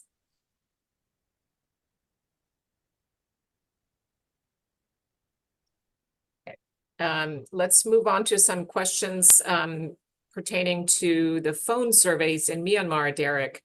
Several questions have come in wondering how are you able to reach disadvantaged populations in hard to reach areas due to limited phone ownership and connectivity. How does that work? And then secondly, another person is asking about how you sample for the Myanmar phone surveys. Over to you. Yeah, thank you. Those are two great questions. Yeah, so I don't want to minimize the challenges that are involved. And certainly, increasingly over time, as the conflict has become more intense, we know that we have some biased attrition because we know that households from the most conflict-affected areas are dropping out. A good example at the moment is in Rakhine. You might have seen on the news that the conflict in Rakhine is really intensifying, and in many parts of Rakhine, the government is shutting down some of the mobile phone networks. So those respondents would obviously drop out of our sample. But even before that, we know that we're having some attrition in the most conflict-affected areas. So in a way, I mean, our results are very dire as they are, but they would obviously be more dire if we could really sample all the, or representatively sample all the conflict-affected households. Another group we can't really sample are the IDPs. So they're often located in camps and they may not have access to phones or just may not be on the phone list that the survey firm provides. We are trying to sort of work in more innovative ways now with local partners to try and reach some of the IDPs. So that's a challenge, but I think that's one where we're starting to get at kind of creatively. So there are solutions, but it is indeed a very challenging environment. And in terms of the targets, I mean, I think that was something fairly innovative we did. We recognized right up front that there are phone survey biases. So a few years ago in Myanmar, almost 90% of households at least owned a phone. So that's pretty high, but there's still that 10% or 11% that don't own a phone. They could be some of the poorest, and then that could have changed over time, right? As people become poorer, maybe can't afford a phone or can't afford phone credit. So we set the targets in each state. We set a low education target to make, as a sort of proxy for poverty. We set a farmer target because farmers are often less likely to answer their phones if they're out in the field. And we deliberately set this male-female split. And then, so that's one way of achieving more representativeness. And then after the survey, we also use survey weights to try and make the sample even more representative. So there are challenges, but I think there are steps that can be taken to try and minimize these problems. Great, thanks very much, Derek. Sarah, Simon, and Mia, let me direct this question from Bilchar, a student at the University of Gondar in Ethiopia, to both of you. He or she is asking in particular about World Bank and USAID views on flood resilience. This person observes that in Gambella, humanitarian support focuses mainly or only on supplies of basic necessities to the internally displaced and to refugees, but neglects host communities who are also in dire circumstances. Would you like to comment on that? And then the second very good question, I think very pertinent to this panel, given that we've heard from researchers, this person is also wondering, researchers working on resilience are falling short of funding. Any idea of how these can be resolved? Sarah or Mia, would you like to? Well, thanks very much. It's a great question, and certainly I hoped I had communicated, but perhaps not well enough, that we really are increasingly addressing building longer term resilience as a part of our response to food and nutrition security crisis. We recognize that we will not have food and nutrition security without addressing a food system transformation, and integral to that is building resilience. So you will see going forward significantly more of the World Bank financing going towards building longer term resilience, which includes flood resilience as well.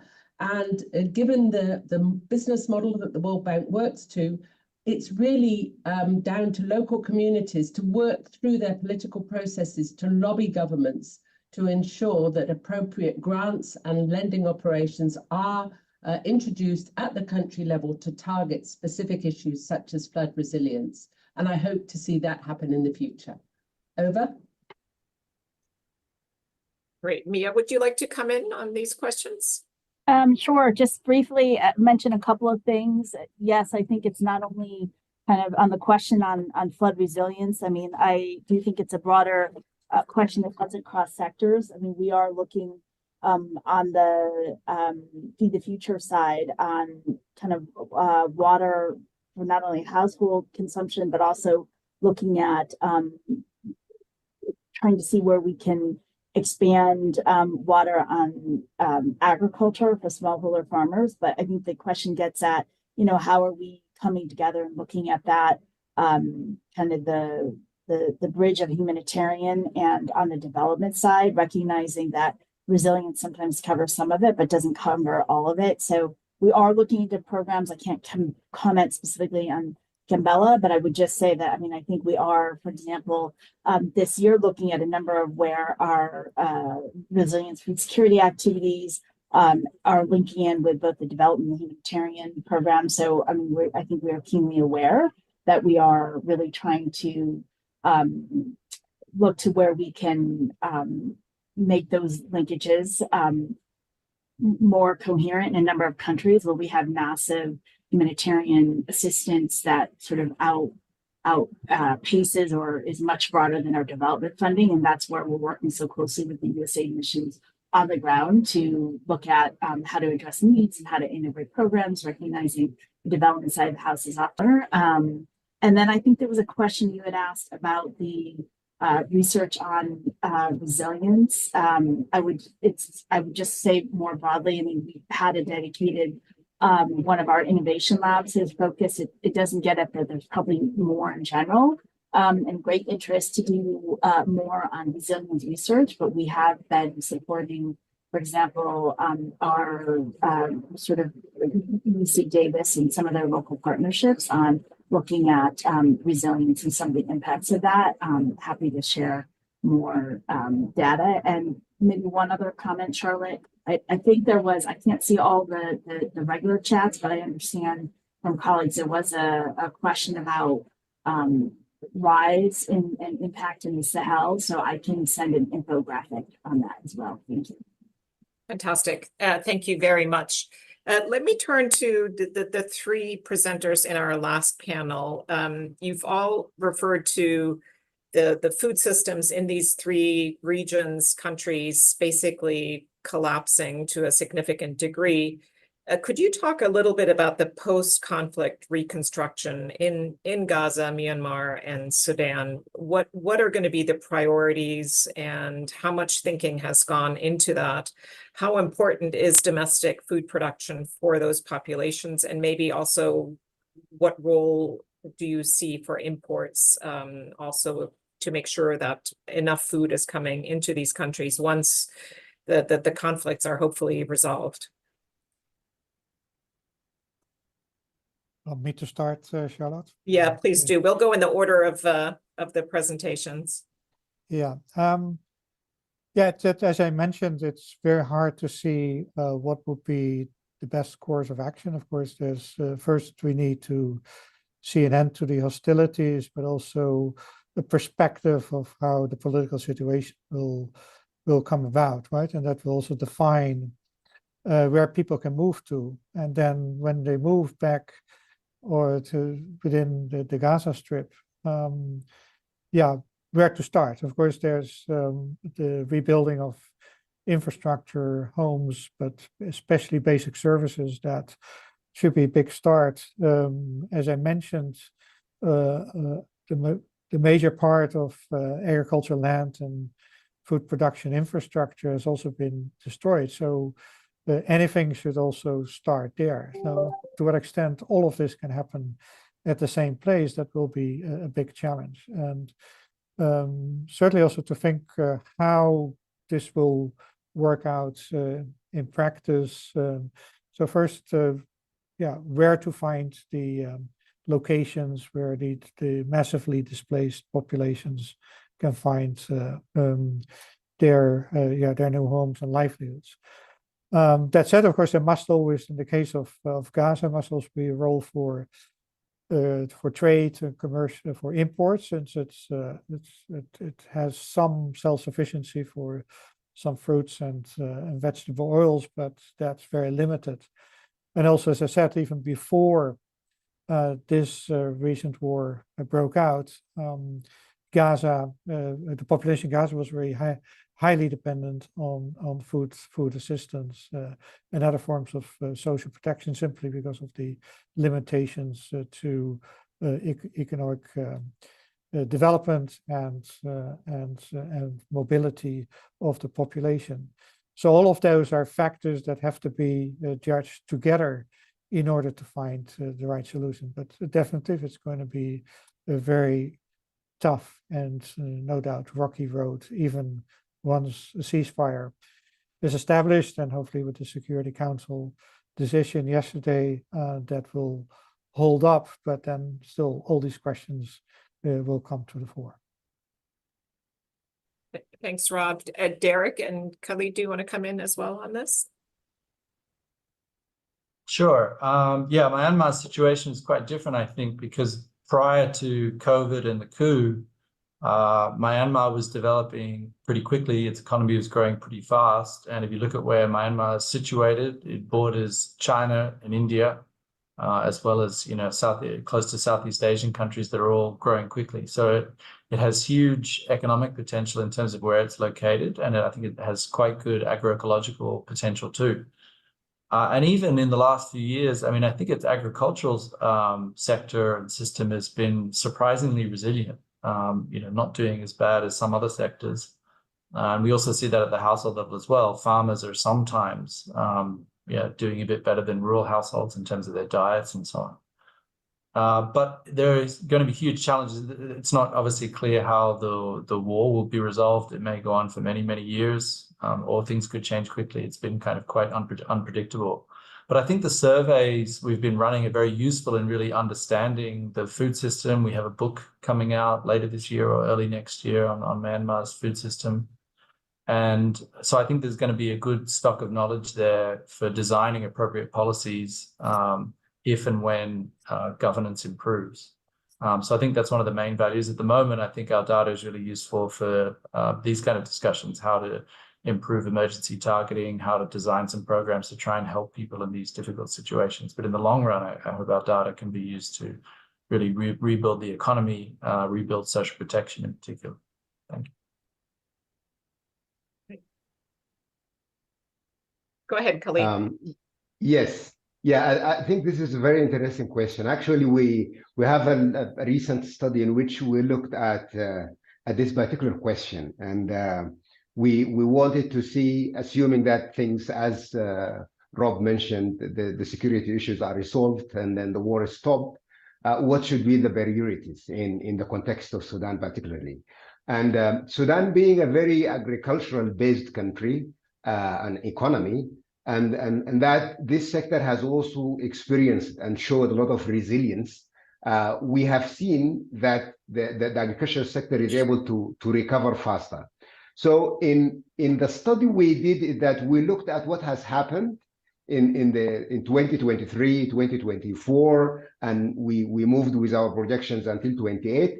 But just to focus on 23 and 24, this war was expected or is pushing 3.5 people into poverty and 1.7 million and 1.7 million into hunger. Now, if we we set up 3 different scenarios. Scenario number 1 is we just build on the resilience of the agricultural sector and return the agricultural productivity to the pre-conflict level. If we do this, the economy would be able to pull 1.9 million people out of poverty just by recovering the agricultural productivity in these 2 years. So that means agriculture is crucial. Focusing on recovering, rebalancing agriculture will be critical in the case of Sudan. Now, we also combined, we added another scenarios. One is we just took like $1 billion. Actually, that was also that $1 billion to be used for recovering productivity. Now, we use the same $1 billion as cash transfers. And we use the same $1 billion as rebuilding of infrastructure.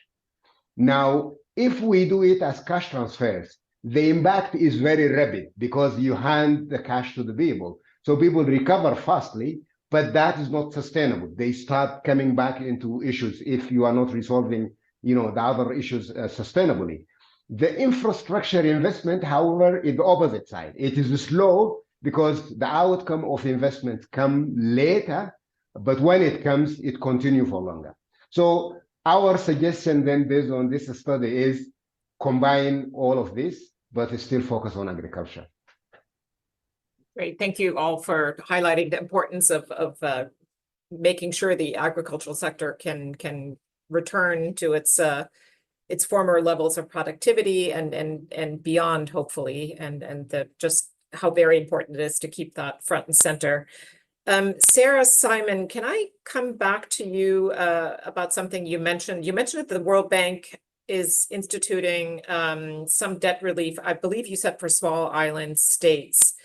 Given that many low-income countries around the world are quite heavily indebted, and combined with a very high rate of food inflation, the price of, and also currency devaluations making imports more expensive, what is the thinking these days about perhaps further expansion of a debt relief program? Yeah, it's something that we're looking into at the moment. We're looking at all forms of debt relief, including debt swaps as well. And this is particularly important for smaller economies and small island development states. So it's something that we are trying to address internally at the moment, and it will be an integral part of our Global Challenge program going forwards, where we're looking at innovative finance mechanisms specifically for small island developing states, to try and put in place mechanisms that stop the burden of servicing debts. So I think we don't have all of the solutions yet, but it is something that we're addressing very seriously as part of the new Global Challenge program on food and nutrition security. Over. Great, that's great to hear. We're coming slowly towards the end of our seminar, and I would like to give all of our speakers an opportunity to come in. We've heard a lot of sobering updates, and I'll give you a choice. Maybe you could talk about something that you think is promising in this environment, something that may give us some hope, or alternatively, where do you, if you had to pick one priority action to address the rather dire situation that many regions of the world are finding themselves in, what would you think you would like to prioritize? So could I ask for just some quick answers on those, either one of those questions, or both if you'd like, and let me know who wants to start, or just come on, just start talking.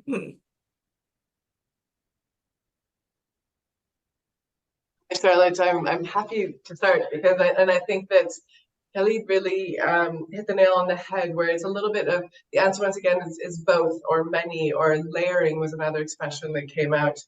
But I would say if there were 2 things I could do in the world to solve the problems that we see, the first would be an at-scale rollout of social protection. I really think social protection in all of the vastness of the programs and the definitions, but just this concept of strengthening that citizen-state relationship, of state providing support to citizens to meet their basic needs, whether it's cash transfers, free education, free healthcare. I think these are really that's a really key approach.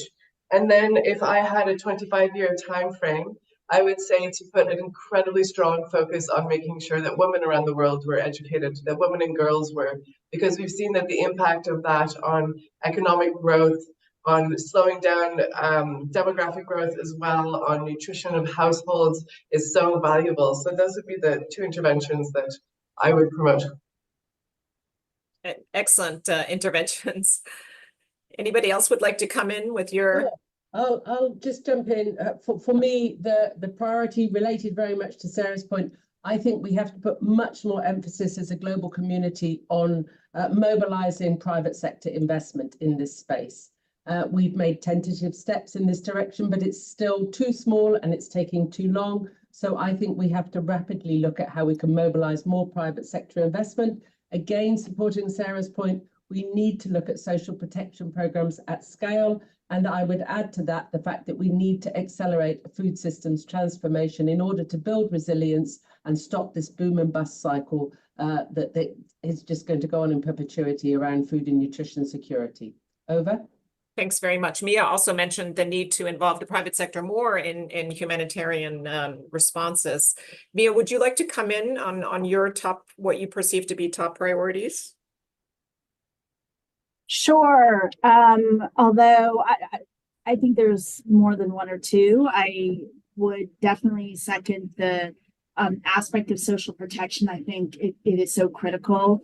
I would also second gender. I mean, we have been, looking at launching, the administrator launched last year, a growing resilience opportunities for women and gender. So that is something we're very focused on.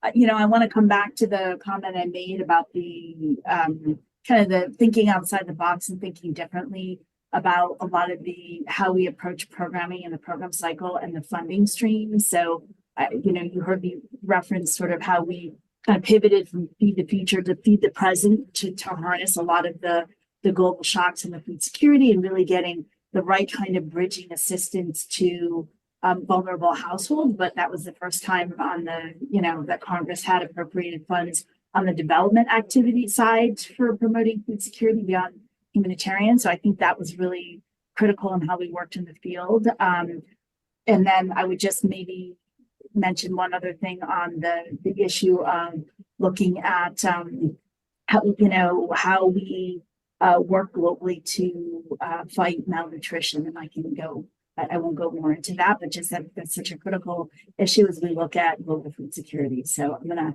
stop there. I think the list is so long for all of us. Thank you. Great. Thanks very much, Mia. Rob, Derek, and Khalid, any very short interventions from your side on this before we close? Well, maybe very quickly, Charlotte. It's a very big question you're asking. I was going to say, well, first, there's no one size fits all, so it's hard to say what should be a priority in general. It should be specific to the situation at hand. But one thing that is a common thread in most of these cases, as we've seen in Myanmar and in Sudan and in Gaza, maybe to a lesser extent, but still food systems, not just agriculture, but food systems are a main source of livelihood. So building sustainable livelihoods should always be a key priority in any response mechanism. And that will also build the resilience that people need in terms of their livelihoods, likely allow them to be better responsive to shocks and avoid that the shock sets them back for decades in terms of quality of life. But also it's one mechanism to help prevent conflict to emerge, because in the end, most of the conflict we're seeing, Gaza may be a bit different from most of the other contexts, but most of the other contexts are civil strife and maybe in some cases internationalized conflict, but they're localized conflict. So what happens to livelihoods of people that would be critical in order to build not just sustainable livelihoods, but also conflict-proof livelihoods. Okay, Khalid and Derek, we can have a very quick, short intervention from you if you'd like. Sure. I just have a small comment. Yeah, I mean, obviously, you know, this revival of agriculture and social protection is important. I mean, it's trite to say it, but obviously prevention of these conflicts, you know, there was work by Paul Collier at the World Bank maybe 20 years ago now, showing that, you know, prevention of conflict would have just absolutely massive economic returns, precisely because, you know, often these civil conflicts especially are just so difficult to end and they go on for so long and they're so costly. That might sound trite, but then the other issue is getting the macroeconomic fundamentals right. Like if you look at a lot of the countries that had high food inflation in the last few years, I mean, there was often conflict, but often just very poor macroeconomic fundamentals. I mean, I'm speaking to everyone from Sri Lanka, where there hasn't been any conflict, but also, you know, just like Myanmar had 80% food inflation. And so even, you know, even if you have, you know, a reasonably strong social protection system, if you can't get the macroeconomic fundamentals right, and if you're not getting the early warning signals and really changing the way you run the macroeconomy, you're going to run into big trouble as well. Great. Yeah. Khalid. Yeah. Yes, and I'll just focus on the case of Sudan and the situation right now. I think a marriage between humanitarian and developmental efforts, particularly on the area of social protection and more specifically on cash transfers.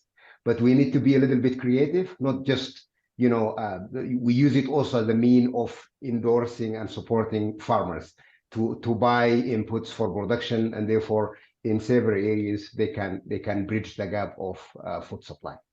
Over. Great. Thank you all for those thoughts. I thought that was a great exercise, and to see the alignment around some of the core priorities amongst all of you.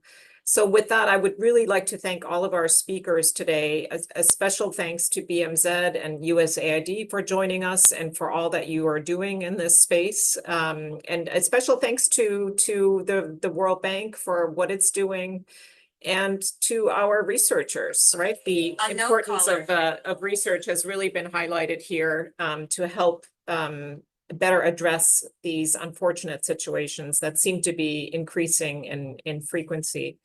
I'd like to point out that our next IFPRI event will be another virtual event on June 18th. It's called The Unjust Climate, Measuring the Impacts of Climate Change on the Rural Poor, Women, and Youth. And you can get information about that event on ifpri.org.